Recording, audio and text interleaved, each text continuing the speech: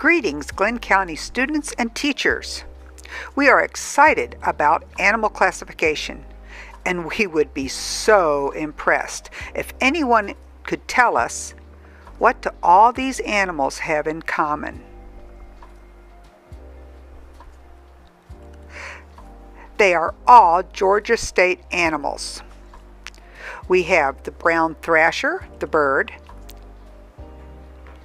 the tiger swallowtail, the state butterfly, the gopher tortoise, the state reptile, the state amphibian is a tree frog, the state mammal is the right whale, and the largemouth bass is the Georgia state fish. Now, let's get to our program. So why do we classify? Well, just think, when you come to a grocery store, you expect things to be in certain places. It makes it easy to shop. You come over and you're looking for fruits and vegetables, well, you come to this part of the store because this is where we have classified, we have put fruits and vegetables. They're easy to find. So what about if you came to a grocery store that had no classification and you're looking for a tomato? And you had to look all over the store and there's cheese balls and dog snacks. What? It just doesn't work well.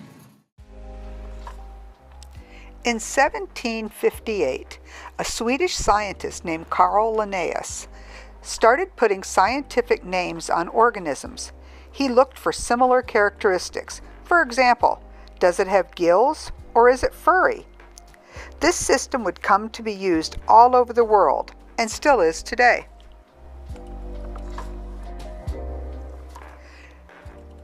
The big group that includes all animals is called Kingdom Animalia. They are then split into animals with a backbone, the vertebrates, and animals with no backbone, the invertebrates.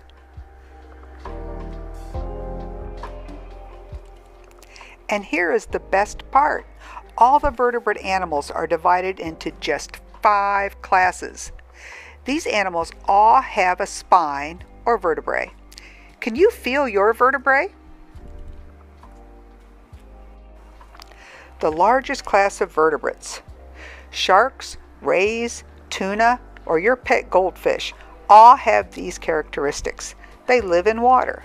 They have scales, gills, fins, and are cold-blooded.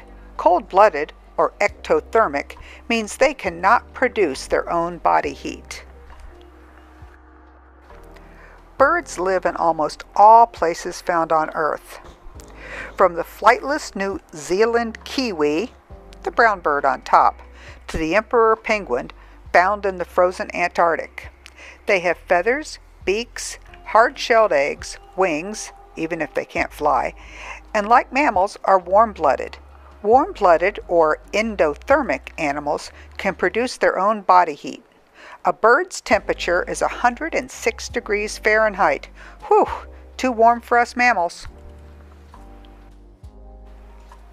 And here are the mammals. Besides being warm-blooded, they have fur, produce milk, and have live birth. This is our class.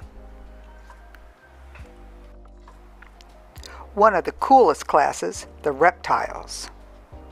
They are scaly, dry, have claws, leathery eggs, and are cold-blooded, which is why they like to bask in the sun. Their young look just like mom and dad when they are born or hatch. We hear them in the evening and when it rains. They love and need water, the amphibians. Unlike the reptiles, amphibians are slimy and do not have claws, and have eggs with no shell. The word amphibian actually means double life. Their young go through metamorphosis. Tadpoles look nothing like their parents and even have gills when young. They are cold-blooded like the reptiles. So let's see if you've been paying attention. On the bottom left is a echidna. It's also called a spiny anteater. On the right is a platypus. which used to be called the duck-billed platypus. They both lay eggs, have a bill, venomous spine, and webbed feet. What class would you put them in?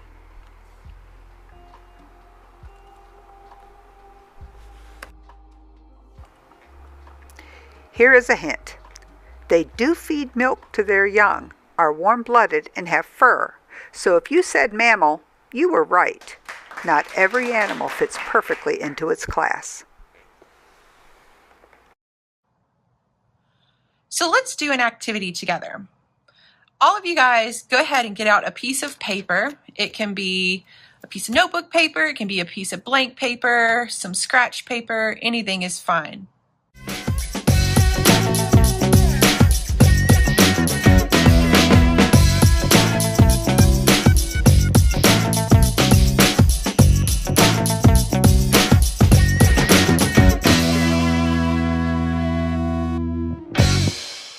Okay, now that you guys have something to write with, let's do a little activity.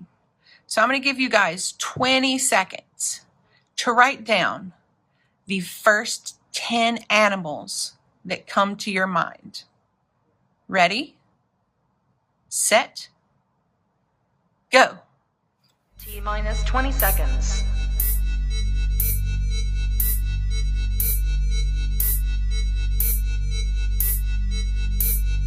10, 9, 8, 7, 6, 5, 4, 3, 2, 1, 0. Okay guys, time's up. Let's take a look at those lists. On my list, I have octopus, cat, dog, chicken, whale, skunk, unicorn, llama, elephant, and tiger. A lot of these animals have something very similar in common. If you said a backbone, you are right.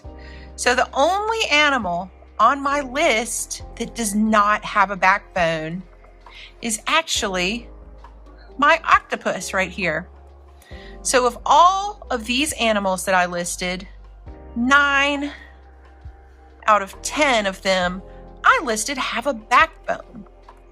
But is that real? Is that how many animals, different species actually have backbones? Let's imagine that we are going to make an animal pizza. So it doesn't have to be perfect, but you guys go ahead and on your piece of paper, draw yourself a big circle. That's pretty okay. So we're going to pretend that our animal pizza here represents every type of animal on the planet. So it's not the numbers of animals on the planet, but the number of species. So a chicken would be one species, while a blue whale would be another.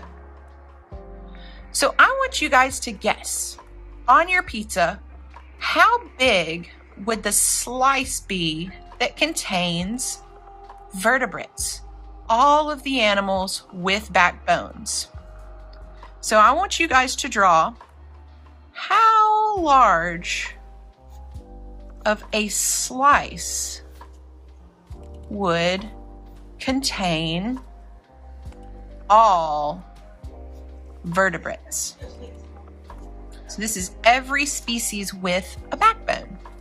So let's try that out. You guys go ahead and draw your slice of the pizza that contains every single vertebrate.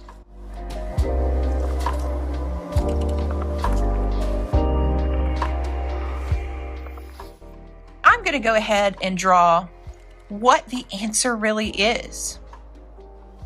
So here, our entire circle represents 100% of the species. We're going to see how many actually have a backbone.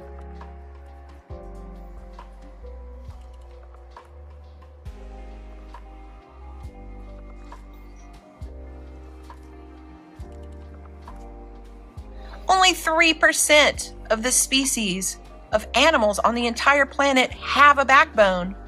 The rest of these guys are invertebrates. So 97% of the animals on the planet are invertebrates, meaning they don't have a backbone.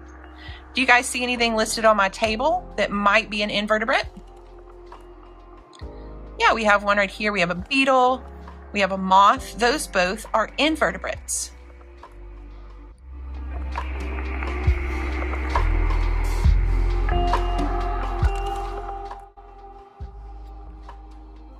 Now, let's go ahead and flip our piece of paper over. And since we're going to be talking today about a lot of species that do have backbones, we're going to focus on the vertebrate animals. So just like Miss Donna described, we have 5 classes of vertebrates. So we have mammals, we have fish, we have birds, amphibians. What's that last one that we're going to be looking at today? Reptiles. You guys get to meet some of our cool reptile friends. So we're going to draw another pizza, and this one's going to be divided into more slices. So you guys go ahead and draw your circle for your pizza. And we're going to kind of guess with each of these, how many species are there?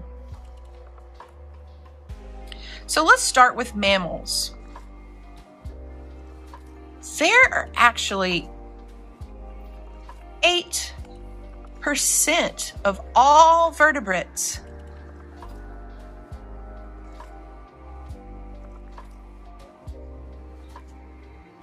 are mammals. So 8% of vertebrate animals are mammals. Now, what do you guys think about fish? Fish actually represent 55% of all of the vertebrate species. So we see that there are more types of fish than any other type of vertebrate animal. So even though on our other piece of paper we might have listed a lot of mammals like cats and dogs, we actually have more species of fish on this planet than we do mammals. Let's go to birds.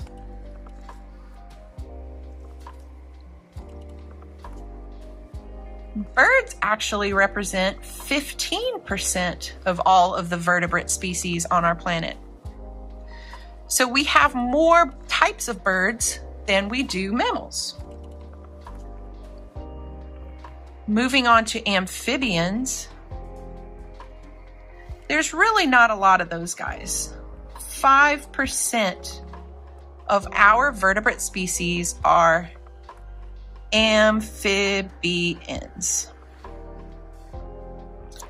And last, you'll see reptiles. Reptiles only represent 12%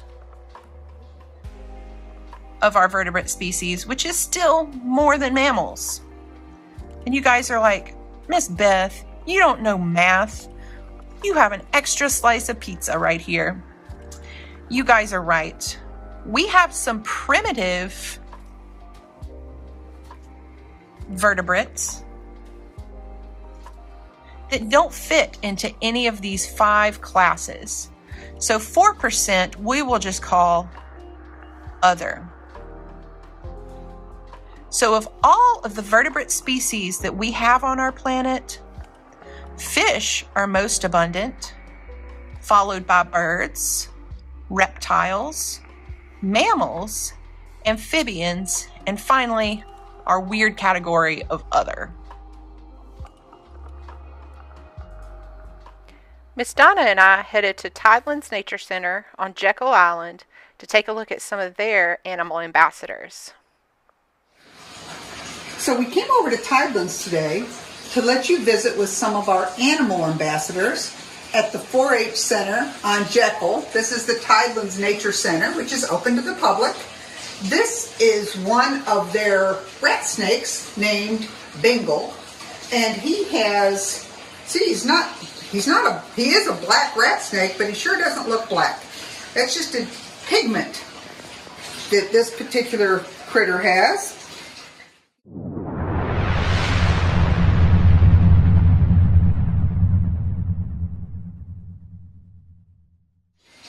He is a reptile, and you notice he keeps pointing his tongue up and down. Of course, now we want him to, and he's not going to. But anyway, you know why they put their tongue in and out? Sure, it's to sense the environment. There he goes. He's just trying to figure out what's going on. He's a rat snake, so he likes to climb. Rat snakes are super common around here. Absolutely not a dangerous snake. Okay? Now, if he were in the wild and I picked him up, sure, he might bite me. But he's not going to chase you down and bite you, and he's not at all dangerous. If he did bite me, he wouldn't hurt me. What do you think a rat snake that climbs in trees might eat? He eats squirrels, birds, baby birds in the nest. Yeah, I know, that sounds kind of mean, but that's what snakes eat. And he's a constrictor. You can see the way he hangs onto my arm. Okay. Now, he couldn't hurt me. He's not strong enough. And he can't eat anything nearly as big as a person. Like I said, this one here could probably eat a small squirrel. But that's about it. But they're great at keeping down pests, like rats and mice, from living right inside your house. So this is another black rat snake. But you'll notice that his coloration is black. His name is Panther, and this is the natural coloration of a black rat snake. When we saw Bengal, he was white, and that coloration was bred into him by the pet trade. Now, can you have a black rat snake as a pet in the state of Georgia? No. They are illegal to keep as pets because they are native species, meaning they belong here. So if you find one of these beautiful creatures, like Panther, in the wild, you are not allowed to keep it as a pet. It's best to just enjoy his presence in the wild. Now, Panther here is an ambassador animal, and he has always lived in captivity. And Tidelands Nature Center actually has permits that allow them to keep these animals even though they're native. But this is the natural coloration of a black rat snake. This is Pascal, our eastern glass lizard. And yes, it is a lizard, even though it has no legs. Another animal ambassador you might find is the American alligator. Now, this is just a baby, probably about a year old. He has stripes for camouflage, which is important. He also has a very protective mother. Now, his mom doesn't live here, but if you ever see one with these stripes, you never want to mess with them because mom is an excellent mother and she will come and tell you about it. So, this little guy here, he would eat grasshoppers, little insects, maybe teeny fish if he could catch them. Notice he's got nostrils right on top of his head, and that helps him breathe right at the surface. He can just lay under the water with just his nose sticking up. Whoops, he's going to get a little upset here. They can't chew their food. They actually have to stick it up under a log so it rots a while so they can easily eat it.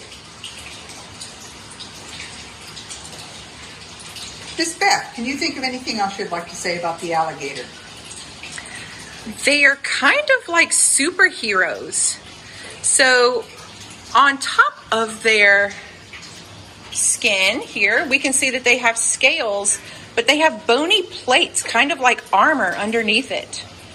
Also, they have something called a nictitating membrane, which some of you guys might have seen when your kitty cats get sleepy. It's like a third eyelid that acts as goggles for this guy underwater. And they have these really amazing webbed feet and can swim super duper well. One of my favorite reptiles is the gopher tortoise. Now, we don't have them right on the coast, but for you folks that might live out closer a little further away from the coast, you may have these living at your house. This is actually, he's kind of special. This is the Georgia State reptile. And they are protected by law. He is a strict vegetarian. Well, he probably gets a couple bugs when he's eating grasses and stuff. Gopher tortoises are considered a keystone species. They dig a deep burrow that makes a home for a lot of other animals besides just the gopher tortoise. If you lose the gopher tortoise, you lose a home for a lot of different animals. So he is a turtle, and he is actually a tortoise. Because if you look at these back legs, they're kind of like little tree trunks. And that's how tortoises, they have back legs that are just straight up and down like that. But he is a turtle. He is a reptile. Do you think he can leave his shell? Did they do it in all the cartoons? No. His shell is actually part of his skeleton. He's connected on the inside. His spine runs right down the back. And the shell, think of it as kind of like ribs. It's his protection. He can't pull back in to his shell for protection. Hi, buddy. So this is an empty shell. And you might find one of these. This actually looks like it belongs to a box turtle. And again, this turtle is definitely dead. But if you look inside, you can see the spine. So no, a turtle cannot leave their shell. This is Cassie. Does anybody know what kind of turtle Cassie is? Give you guys some hints. She's found in the woods. She's named after a shape. You're right, it's a box turtle. But she doesn't look very much like a box. But she has some really special adaptations. She can actually retract her head and all four legs and her little bitty tail all the way into her shell and close it up, because on the bottom part of her shell, we call it the plastron. This line right here shows you it's actually a hinge. It can fully close. Unfortunately, some animals can still get through, but it's a really good line of defense. So like we talked about, she lives in the forest, so she does not go in a pond. Just like we saw with the gopher tortoise, she has elephant-like legs, and she does not have webbed feet. So if you were to find a box turtle slowly crossing the road, it is nice to safely help her cross in the direction she's going, but don't plop her into a pond, because she actually would drown. Because like all reptiles, she breathes with lungs, and she's not a very good swimmer. So if you drive over to Jekyll or St. Simon's, starting in May, in June and July, you'll see the signs that say, "Watch for the turtles." This is the turtle you're watching for, a diamondback terrapin, also a protected species in Georgia. Unlike the gopher tortoise, this one has a flat shell, webbed feet. You can tell it's made to live in the water. And this is actually considered a saltwater turtle living in the marsh. And the reason they have signs up is because they try to cross the road looking for a high place to lay their eggs. The males don't do that, and this is definitely a female. She has a larger head. Females also tend to be bigger. Again, Tidelands Nature Center has special permission to have these animals.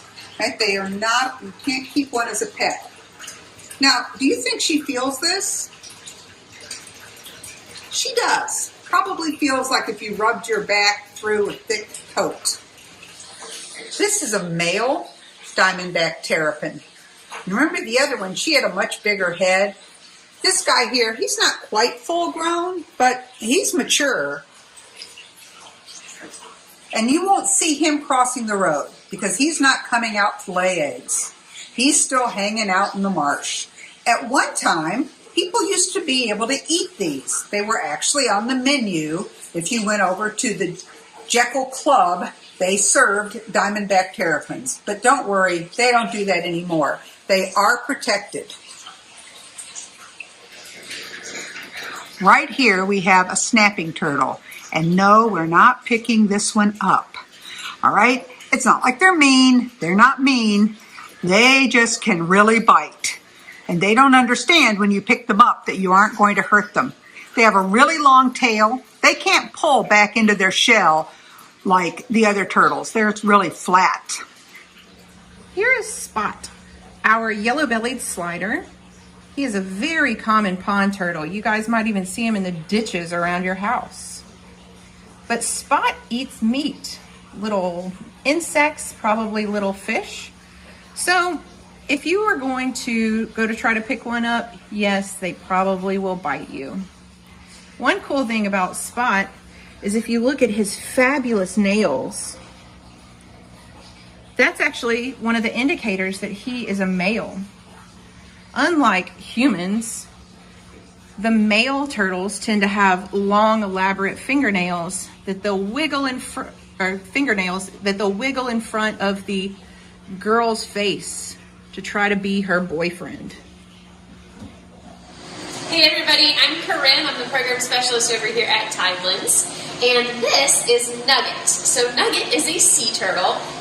He or she is also a reptile. We can tell because she has that scaly skin, and every once in a while she'll pop up and get a breath of air since she uses lungs to breathe, just like we do.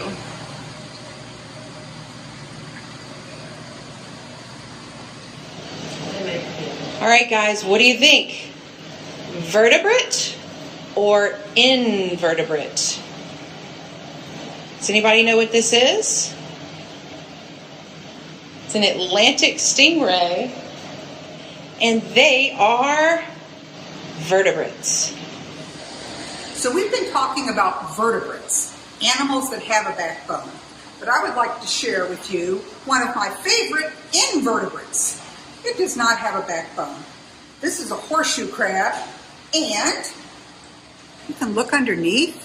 Super cool. These little feet are used for burying their eggs. They have pinchers, but not enough to hurt you, right? They can't hurt me at all. Their mouth is right in the middle. They're actually not crabs. They're a cousin to the spider. They have compound eyes, and here's what people are afraid of. They're afraid of this tail. This tail is harmless unless you were to fall on it. They can't hurt you with it. It's just to flip them over if they end up on their back. So if we walk over here, here's what people confuse horseshoe crabs with. Okay, here's our invertebrate, the horseshoe crab, and our vertebrate, the stingray. They both have long tails, but they're very, very, very different. Horseshoe crabs actually have, their blood's kind of a blue-green color, and they use it in a lot of medical research. And they lay thousands of eggs in the spring on the beach, and that serves as food for a lot of shorebirds. So even though they have been around since the dinosaurs, they're an ancient invertebrate. They look kind of scary, but they're completely harmless and very important. This incredibly cool invertebrate is a channeled whelk. And that is the creature inside, that slug, that actually made the beautiful shell. Can he leave his shell? No. Just like we talked about with the turtle. Turtles can't leave their shell. Whelks, snails, seashells cannot leave their shell. Of course, this is not a vertebrate. It is an invertebrate. This is the siphon where he pulls water into his body. And if I touch him, he can pull back.